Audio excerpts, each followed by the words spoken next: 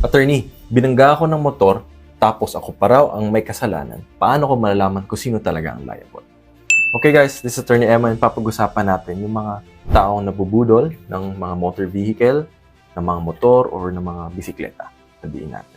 So, kung nating iisipin, ang pagkakaroon ng isang motor vehicle, regardless if kotse man yan, bus man yan, motor man yan, meron tayong responsibility of the conduct of due diligence. Ano ibig sabihin ng due diligence? Kasi kapag nagmamaneho tayo, kahit na nasa highway man tayo, dapat lagi tayong alerto. Dahil ang isang motorista at ang isang pedestrian, obviously, mas malaki yung difference nila. Dahil ang isang motorista may capacity to control yung vehicle or yung machine na ginagamit niya.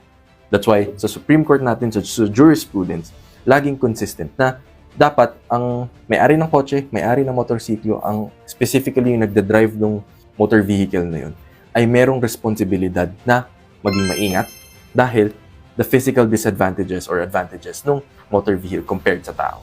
Dahil isang bangga mo lang sa isang tao ay obviously magkakaroon ng malalaking physical injuries or possible na mamatay rin siya.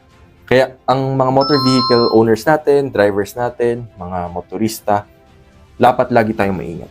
Dahil kayo ang mayroong responsibility na i-control yung motor vehicle na dinadrive niyo. At kung may mabangga kang tao, kahit maliman yung tao niya, there's a possibility na kayo pa rin po ang maging liable.